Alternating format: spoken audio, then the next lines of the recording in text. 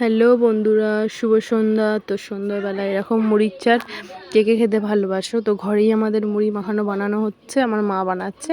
তো দেখো আমরা সবাই মুড়ি নিয়ে নিলাম, এখানে সব সন্ধ্যের টিফিন হবে মুড়ি আজকে।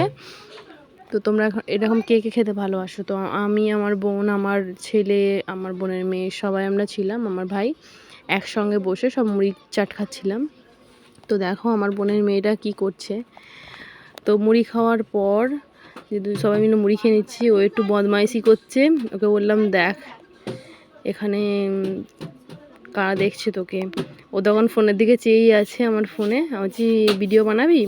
বলছে হ্যাঁ। তো এই যে আবার দই নিয়ে নিয়েছে, আমার মা একটা ভাঁড় দই বের করলো। এই দইটা আমার মানে ঘরে বানানোই, আমার মা বানিয়েছে। তো এত টেস্টি হয়েছে, এত টেস্টি হয়েছে। তো দেখো এর খাওয়া দেখে নিশ্চয়ই বুঝতে পারছো, থালার মধ্যে দই নিয়ে চেটে চেটে খাচ্ছে বাচ্চাটা, আমাদের পুচকি সোনাটা।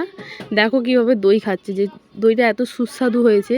একে দেখে নিশ্চয়ই তোমরা বুঝতে পারবে।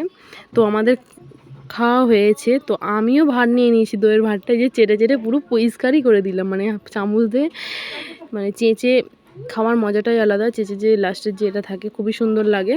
তো পাত খালি করে ফেলেছে, দেখাচ্ছে আমাকে। তো ভাতটা আমি নিয়েছিলাম।